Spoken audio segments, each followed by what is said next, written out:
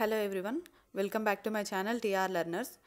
ఈరోజు మనం ఈ వీడియోలో Telangana open school open 10th and open inter వాళ్ళకి ఆల్రెడీ రిజల్ట్స్ అయితే వచ్చేసాయి కదా. అండ్ రీకౌంటింగ్ రీవెరిఫికేషన్కి లాస్ట్ డేట్ 27 వరకు మాత్రమే ఉంది.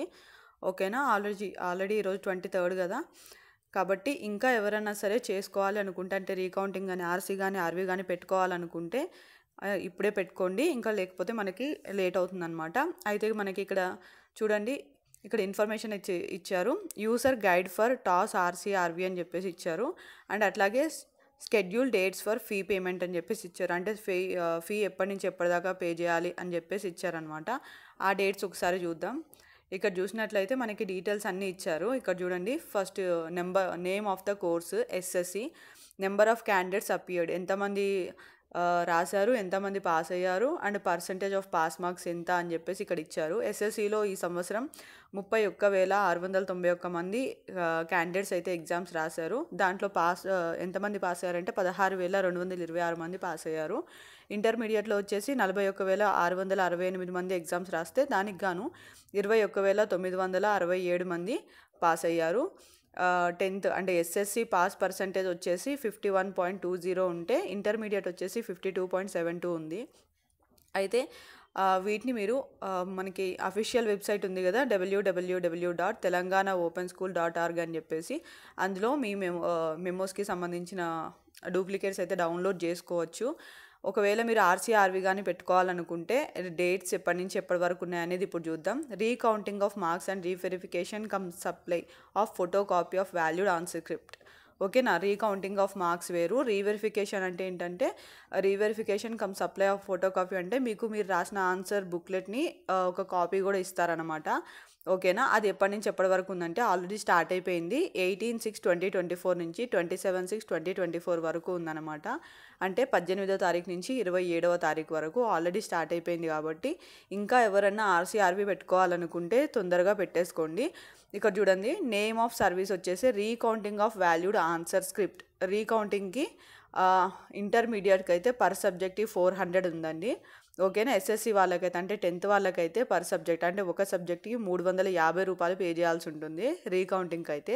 అదే reverification come supply of photo copy of valued answer script అంటే మీ ఆన్సర్ స్క్రిప్ట్ కూడా, అంటే మీరు రాసిన ఆన్సర్ బుక్లెట్ కూడా ఒక కాపీ మీకు ఇస్తారు. అండ్ మళ్ళీ రీవెరిఫికేషన్ కూడా చేస్తారు. దానికైతే మాత్రం ఇంటర్మీడియట్ వాళ్ళకి ఒక సబ్జెక్ట్కి 1,200 రూపాయలు పే చేయాల్సి ఉంటుంది. 10th వాళ్ళైతే ఒక సబ్జెక్ట్కి కూడా వీళ్ళు కూడా 1,200 రూపాయలు పే చేయాల్సి ఉంటుంది అనమాట. రీకౌంటింగ్కి అయితే 400, ఇంటర్ వాళ్ళకి 350, 10th వాళ్ళకి. రీవెరిఫికేషన్కి అయితే ఇద్దరికి కూడా, అంటే 10th వాళ్ళకి ఇంటర్ వాళ్ళకి కూడా 1,200 రూపీస్ అయితే పే చేయాల్సి ఉంటుంది.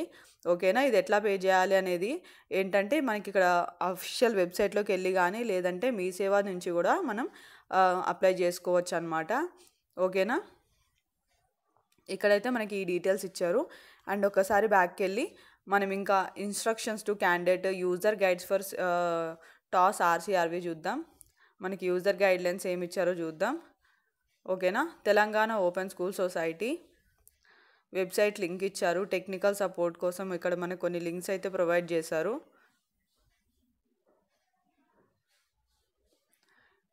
Option and click apply for TOSS SSC RC RV fee payment as shown below. అంటే ఏ విధంగా అప్లై చేసుకోవాలనేది మనకి ఇక్కడ ఇచ్చారనమాట. మనకి అఫీషియల్ వెబ్సైట్లోనే ఈ విధంగా TOSS SSC RC RV fee payment అని కనపడుతుందంట. అక్కడ మనం క్లిక్ చేసినట్లయితే మనకి అక్కడ డీటెయిల్స్ వస్తాయని చెప్పేసి ఇక్కడ ఇన్ఫర్మేషన్ అయితే మొత్తం ఇచ్చారు. ఇది కూడా మనకి అఫీషియల్ వెబ్సైట్లోనే ఉందండి. ఫస్ట్ ఏం క్లిక్ చేయాలి, తర్వాత ఏం క్లిక్ చేయాలి అనేది స్టెప్ బై స్టెప్ ఇచ్చారనమాట ఇక్కడ. ఓకేనా, తర్వాత వచ్చేసి లాస్ట్లో మీ హాల్ టికెట్ నెంబర్ని అయితే ఎంటర్ చేయాల్సి ఉంటుంది. తర్వాత మీ సబ్జెక్ట్ డీటెయిల్స్, అక్కడ డీటెయిల్స్ అన్నీ కూడా మీరు పెట్టుకోవాల్సి ఉంటుంది అనమాట. ఈ విధంగా అయితే ఉంటుంది ఆన్లైన్ ఫామ్ అనేది. ఇక్కడ ఇచ్చారు చూడండి, Telangana open school society Hyderabad RC fee payment form అని చెప్పేసి ఇక్కడ ఇచ్చారు. ఏమేమి డీటెయిల్స్ ఉన్నాయో నేను బ్రీఫ్గా ఒకసారి చెప్తా చూడండి. Please enter hall ticket number details అంటే ఇక్కడ మీరు మీ హాల్ టికెట్ నెంబర్ని అయితే మెన్షన్ చేయాల్సి ఉంటుంది. తర్వాత వచ్చేసి please enter address for communication, మీ డీటెయిల్స్ అనమాట. ఫస్ట్ క్యాండిడేట్ నేమ్, మీ పేరు రాయాలి. తర్వాత డిస్ట్రిక్ట్ నేమ్, తర్వాత ఏఐ కోడ్ అంటే మీ స్టడీ సెంటర్ కోడ్ అనమాట. తర్వాత సెంటర్ నేమ్ ఏంటి, mobile number, email ID, house number or care of address అనమాట, mandal, town, city, state name రాయాలి. తర్వాత అట్లాగే రైట్ సైడ్లో ఏమో father name, AI name, alternate mobile number అనమాట. అట్లాగే village, street, locality, district, pin code అనేవి మనకి రైట్ సైడ్లో ఉన్నాయి. తర్వాత వచ్చేసి ఇక్కడ మనకి సబ్జెక్ట్ కోడ్స్ ఇచ్చారు చూడండి. సబ్జెక్ట్ కోడ్ ఇచ్చారు, సబ్జెక్ట్ డిస్క్రిప్షన్ ఇచ్చారు, సెలెక్ట్ అని చెప్పేసి ఇచ్చారు. English, Telugu, mathematics, science and technology, social studies, ఇట్లా అన్ని సబ్జెక్ట్స్ కూడా మనకు కనపడతాయి అనమాట.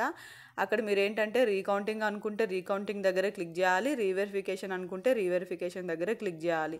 ఏ సబ్జెక్ట్ కావాలంటే అదొక్క సబ్జెక్టే క్లిక్ చేయొచ్చు, 2-3 సబ్జెక్ట్స్ కావాలంటే ఆ 2-3 సబ్జెక్ట్స్కి కూడా క్లిక్ చేసుకోవచ్చు అనమాట. అలా క్లిక్ చేసిన తర్వాత మీరేంటంటే ఇక్కడ షో పేమెంట్ ఆప్షన్ కనపడుతుంది కదా, దాని మీద క్లిక్ చేస్తే మీకు అమౌంట్ ఎట్లా పే చేయాలనేది ఉంటుందన్నమాట. అక్కడేంటి మీరు ఎన్ని సబ్జెక్ట్స్ అయితే చూస్ చేసుకున్నారో దాన్ని బట్టి ఇక్కడ మీకు ఎగ్జామ్ ఫీ అయితే పే చేయాల్సి ఉంటుంది. చెప్పాను కదా, ఒక సబ్జెక్ట్కి అయితే రీకౌంటింగ్కి అయితే 400 పే చేయాలి ఇంటర్ వాళ్ళు, 350 పే చేయాలి 10th వాళ్ళు. ఓకేనా. తర్వాత దానికి మళ్ళీ ఇక్కడ యూజర్ ఛార్జెస్ యాడ్ అవుతాయి. టోటల్ అమౌంట్ ఇక్కడ కనపడుతుంది అనమాట.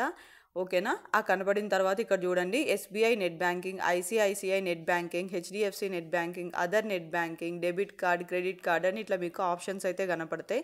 మీరు పేమెంట్ని ఏ మోడ్లో అయితే కట్టాలనుకుంటున్నారో దాని మీద క్లిక్ చేయాలి. ఓకేనా. తర్వాత ఇక్కడ కొన్ని ఇన్స్ట్రక్షన్స్ ఇచ్చారు చూడండి, ముఖ్యమైనవి. తప్పు లేదా అసంపూర్ణ చిరునామాల కారణంగా ఆర్సీఆర్వి తర్వాత టాస్ నుండి సమాచారం అందుకోవడంలో వైఫల్యాలు వచ్చిన పక్షంలో టాస్ బాధ్యత వహించదు. అంటే మీ ఫోన్ నెంబరు, ఈమెయిల్ ఐడి, మీ ఇంటి అడ్రస్ ఏవైతే ఉన్నాయో అవన్నీ కూడా మీరు కరెక్ట్గా మెన్షన్ చేయాలి, ఎటువంటి మిస్టేక్స్ చేయకూడదన్నమాట. అట్లాగే ఆర్సీఆర్వి ప్రక్రియను సబ్జెక్టు నిపుణులతో రాష్ట్ర స్థాయిలో ఏర్పాటు చేయబడిన కమిటీ నిర్వహిస్తుంది. కాబట్టి ఆర్సీఆర్వి తర్వాత తెలుపబడిన నిర్ణయం తుది నిర్ణయం. ఏ పరిస్థితుల్లోనూ ఇకపై ఎలాంటి ప్రత్యుత్తరాలు అవకాశం లేదు. అంటే ఒకసారి రీకౌంటింగ్, రీవెరిఫికేషన్ చేసిన తర్వాత ఎటువంటి చేంజ్ ఉండదని చెప్పేసి చెప్తున్నారు. ఇక్కడ కన్ఫర్మ్ డిక్లరేషన్ ఎస్ అని పెట్టి కొట్టేయాలి. తర్వాత కన్ఫర్మ్ పేమెంట్ అనమాట. ఓకేనా. కన్ఫర్మ్ పేమెంట్ చేసేసి మీరు పేమెంట్ పే చేసేసినట్టయితే మీకు మీరు అప్లై చేసుకోవడం కంప్లీట్ అవుతుంది. ఓకేనా. సెలెక్ట్ యువర్ బ్యాంక్ అనమాట. ఇక్కడ మీకు బ్యాంక్ డీటెయిల్స్ అవన్నీ ఎంటర్ చేసేసి మీరు ఏ విధంగా అయితే మిగతా వాటికి పే చేస్తారో అదేవిధంగా ఇక్కడ కూడా అమౌంట్ అనేది పే చేసేయాలి. పే చేసిన తర్వాత మీకు ఈ విధంగా అయితే కనపడుతుంది. ఓకేనా. దీన్ని మీరు ఒక కాపీ తీసుకొని మీ దగ్గర పెట్టుకోవాలి జాగ్రత్తగా. తర్వాత ఏంటంటే ఇంక ఇవన్నీ అవసరం లేదు, ఈ డీటెయిల్స్ అన్నీ మీకు కనపడతాయి అన్నమాట. ఏంటంటే ఇవన్నీ ప్రూఫ్ లాగా అనమాట, మీ దగ్గర ఉంచుకోవాలి.